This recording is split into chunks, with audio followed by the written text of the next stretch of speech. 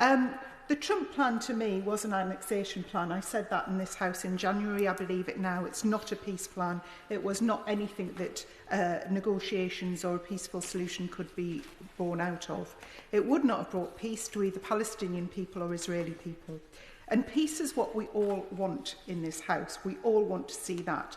We want a two-state solution. From my point of view, based on 1967 boundaries, it's the only solution that will really bring peace to the region.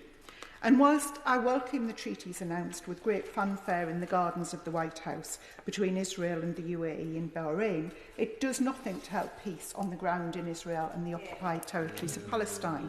It is a formalisation, has already been said by a number of colleagues, of a relationship that already existed.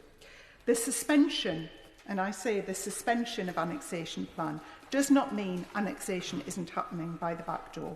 The status quo where we are now means that de facto annexation continues, the process of taking land and resources in occupied territories for settlements. Today, around 600,000 people are settlers living in settlements in the Palestinian occupied territories, living in about 150 settlements and over 100 outposts.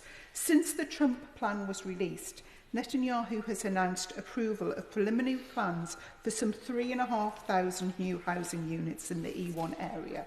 Israel also announced another 1,000+ housing units in Givat Hamatos and advanced plans for over 2,000 units in the existing settlement of the Har Homa, to mention just a few. And that is just a few. It goes on and on.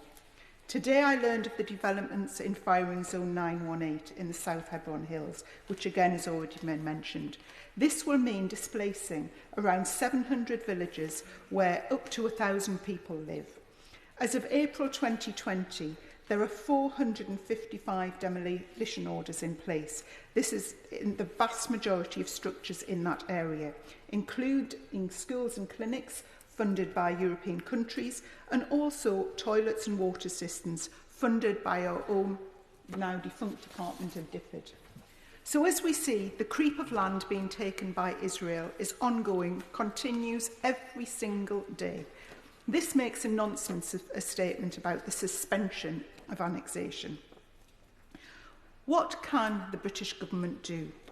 Many times I've heard in this House the government say that they will recognise Palestine when the time is right.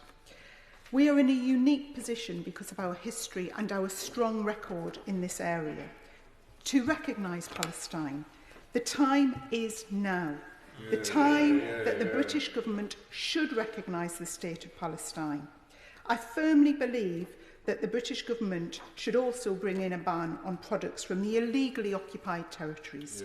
It's not acceptable to be able to bring bans in, as we've heard, in Crimea in a matter of days and not do it for the people and the territories. These two actions, I will. On the point she just made about her eagerness to recognise the state of Palestine now, can I ask her, which government is she recognising, which state of Palestine? Is it the Palestinian Authority, who are spending 40% of their foreign aid on salaries to terrorists and their families, or perhaps that of Hamas, who are openly committed to the genocide of Jewish people? I would say that that intervention has not been helpful to the tone of the debate, but I accept the intervention. Palestine, the recognition of the state of Palestine is well outlined on the 1967 borders. Your own government have talked about this numerous times, and they've said it in this House on numerous times. We all deplore violence, we all deplore breaking the law, but it would give an equalisation to people as we move forward, hopefully to a negotiated settlement, providing a two-state solution which would both enhance the lives of Israeli citizens and enhance the lives of Palestinians in a peaceful way forward. And I think that is what the vast majority of this House want to see.